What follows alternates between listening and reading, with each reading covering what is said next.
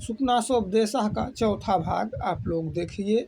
गुरुपदेशस्य नाम पुरुषाणाम अखिलम प्रक्षालनम इव अजलम स्नानम अनुपजात पालित दिवैरोप्य अजरम वृद्धत्वम अनारोपित मेदो दोषम गुरुकरणम असुवर्ण विरचन ग्राम्यम करणाभरणम अतीत ज्योतिरालोकः न उद्योगकरः प्रजागारः।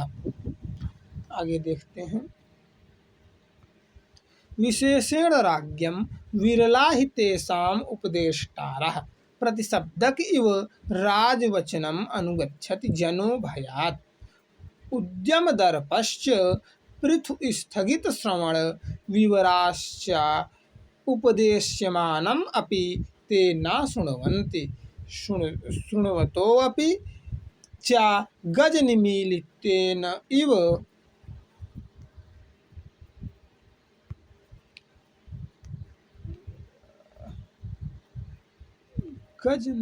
धीरयन्तः खेदयन्ति हितोपदेशदायिनो गुरून्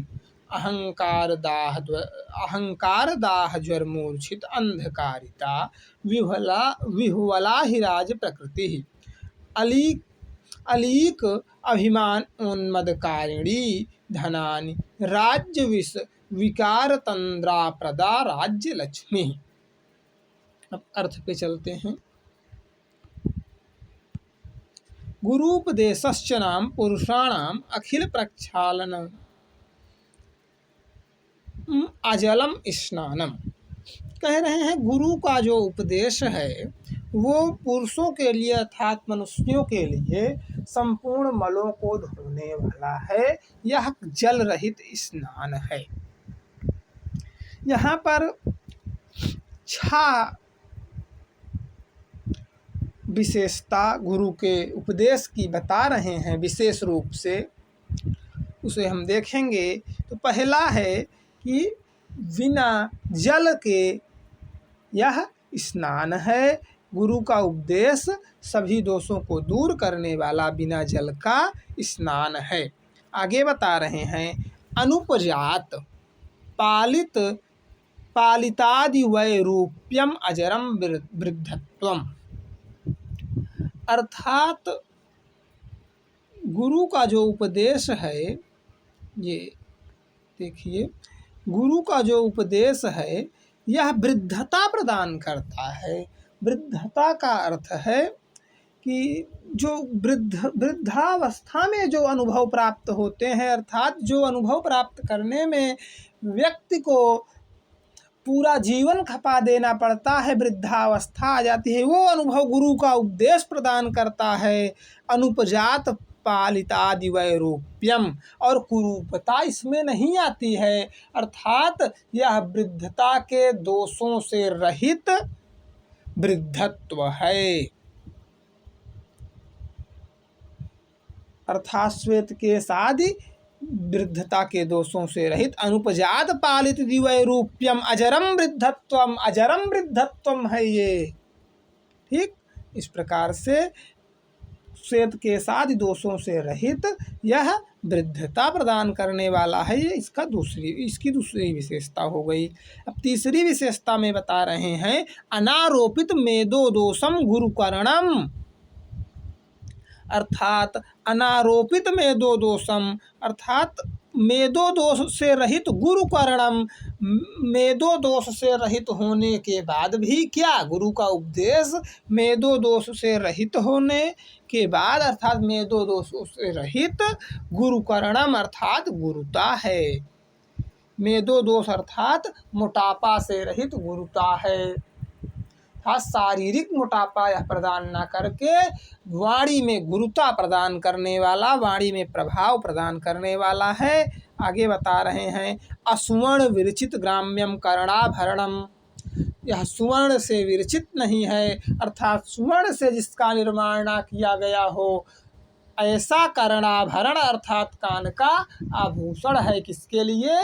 गंवारों के लिए। असुवर्ण विरचित ग्राम्यम कर्णाभरणम, स्वर्ण से जिसका निर्माण ना हुआ हो, अर्थात बिना सोने के ही बना हुआ कान का आभूषण है गंवारों के लिए। गंवारों के लिए बिना सोने के बना हुआ कान का आभूषण है। अतीत ज्योतिरालोकः और अतीत ज्योतिरालोकः भौतिक ज्योति से रहित प्रकाश है। नो उद्योग करः और चित्त की व्याकुलता को वो नष्ट करने वाला नहीं है, चित्त की व्याकुलता को नष्ट करने वाला है। न उद्योग करः चित्त की व्याकुलता को नष्ट करने वाला है, अर्थात उद्योग को, चित्त की जो व्याकुलता है, जो चित्त का उद्योग है उसको नष्ट करने वाला है। चित्त में इससे चित्त में व्याकुलता उत्पन्न नहीं होती है। और प्रजागरः अर्थात प्रकर्ष अर्थात जागरण की ओर, प्रकर्ष जागरण की ओर निरंतर बढ़ाने वाला है, ऐसा यह गुरु का उपदेश है। देखिए हमने आपको जो व्याख्या अपने से हो सका बताया हमने। आगे आप लोग इसमें ये देखिए इसका संस्कृत व्याख्या दी गई है, इसे आप लोग देख लीजिएगा। और ये आगे देखिए हिंदी व्याख्या भी इसकी दी गई है और हिंदी अर्थ भी दिया गया है, जो हम आपको बता चुके हैं संक्षेप में। लोग इसे स्वयं भी चाहें तो वीडियो को रोक करके पढ़ सकते हैं। अब हम आगे बढ़ते हैं। ये देखिए विशेषण राज्यम, ये सब गुरु का उपदेश जो बताई गई इसकी 6 विशेषता, ये सब विशेष रूप से बता रहे हैं। राज्यम अर्थात विशेष रूप से राजा के लिए ये अति आवश्यक हो जाता है, क्योंकि आज के समय में भी आप देख रहे हैं राजनीतिक व्यवस्थाएं हैं। तो आज के समय में राजा जो प्रधानमंत्री, मुख्यमंत्री आदि पदों पे हैं उन्हें मान लीजिए, सांसद, विधायक आदि के पद पर जो हैं उन्हें राजा मान लीजिए, या प्राचीन समय का ग्रंथ है तो प्राचीन समय में जो राजा हुआ करते थे उन्हें राजा मान लीजिए। तो राजाओं के लिए यह ज्ञान गुरु का और विशेष हो जाता है, क्योंकि यदि राजा ही गड़बड़ रहेगा तो फिर कुछ नहीं हो सकता है, वहीं पर विकास अवरुद्ध हो जाएगा।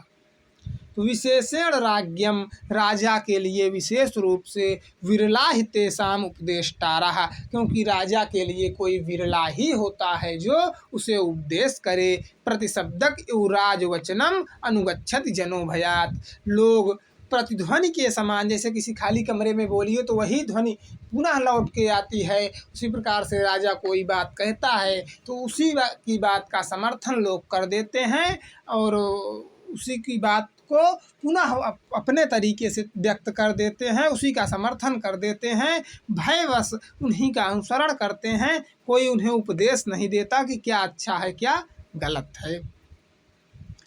तो इसीलिए बता रहे हैं कि विशेषण राज्यम, राजा के लिए विशेष रूप से गुरु का उपदेश आवश्यक है। उद्यम दर्पाश्च पृथुक स्थगित श्रवण विवराश्चा उपदेश्यमानम अपि ते न शृण्वन्ति। जैसे और मान लीजिए कोई उपदेश दे भी तो राजा हैं, राजा दर्प में चूर रहते हैं, अपने घमंड में चूर रहते हैं और उनके कर्ण में, जैसे उनके कान के छिद्रों में सूजन आ गई हो, ऐसे दर्प रूपी घमंड रूपी सूजन से वो युक्त हो जाने के कारण सुनते भी नहीं हैं किसी की। राजा महाराजा जल्दी किसी की सुनते भी नहीं हैं, जल्दी उन्हें कोई उपदेश देता नहीं है, और देता भी है तो सुनते नहीं हैं, ऐसा अभिप्राय है। लोग भयवश उसी का प्रतिशब्दक इव अर्थात प्रतिध्वनि के समान अनुसरण करते हैं, उसकी ध्वनि क्या आगे बता रहे हैं। सुन तो अपि, और यदि सुन भी ले राजा, आप उपदेश दे दे, कोई उपदेश दे दे मंत्री, बहुत हिम्मत करेगा तो देगा, बहुत हिम्मत वाला होगा तो, और दे भी दिया मान लीजिए तो सुन तो अपि विदुर की तरह होगा तो देगा, और देगा भी तो सुन तो अपिचा गज निमीलितेन इव, जैसे गज अर्थात हाथी अपने आँखों को बंद कर लेता है, किसी की बात पर ध्यान नहीं देता, उसी प्रकार वो भी अपनी आँखें बंद कर लेते हैं। धीरयंता खेदयंती हितोपदेश दायिनो गुरून्, और उस हित उपदेशदायी गुरु को कोई महत्व नहीं देते, वे अहंकार में अपने राजा चूर रहते हैं। आगे बता रहे हैं, अहंकार दाह द्वर मूर्छित अंधकारिता विह्वला ही राज प्रकृति। जो ये राजा की प्रकृति है, जो राजा राजसी, जो रजोगुण उत्पन्न होता है राजा राजसी व्यवस्था को देख करके राजा महाराजाओं में, उसकी बात कर रहे हैं कि अहंकार की मूर्छा में, अहंकार रूपी अंधकार में सदैव डूबे रहते हैं, विह्वल रहते हैं। ऐसी ही राजाओं की प्रकृति होती है। अलीक अभिमानोन्मदकारिणी धनानि, और यह जो अभिमान को उत्पन्न करने वाला यह धन है, उसी अभिमान में वे और राज्य उसी में वे डूबे रहते हैं। उसकी बात पर यदि कोई उपदेश दे भी तो ध्यान नहीं देते। राज्य विष विकार तंद्रा प्रदा राज्य लक्ष्मी, यह राज्य का जो विष रूपी विकार है, यह तंद्रा को उत्पन्न करता है, आलस्य को उत्पन्न करता है, और यह राज्य लक्ष्मी भी आलस्य को उत्पन्न करने वाली है। इन्हीं सब कारणों से राजा के लिए गुरु का उपदेश और अधिक आवश्यक हो जाता है, क्योंकि राजा को जल्दी कोई उपदेश देने वाला नहीं मिलता।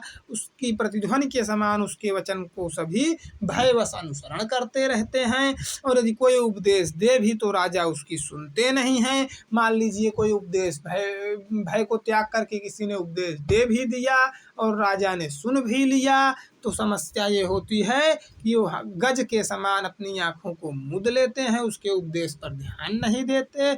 अहंकार से और राजसी ऐसी प्रकृति भी है कि वे धन के अहंकार में चूर रहते हैं। विशेष रूप से जो ये राजलक्ष्मी है, यह तंद्रा को उत्पन्न करने वाली है, इन सब से वे चूर रहते हैं और उसके बातों को ध्यान नहीं देते। इन्हीं कारणों से जो पहली लाइन है उसी की एक प्रकार से आप समझ लीजिए कि सिद्धि में इन लाइनों को यहाँ पर सुकनास उपदेश के अंतर्गत सुकनास मंत्री बता रहे हैं कि विशेषण राज्ञम, राजा के लिए क्यों, विशेषण राज्ञम की सिद्धि के लिए आगे की बातें बताई जा रही हैं कि विशेषण राज्ञम की राजा के लिए विशेष रूप से क्यों आवश्यक है गुरु का उपदेश।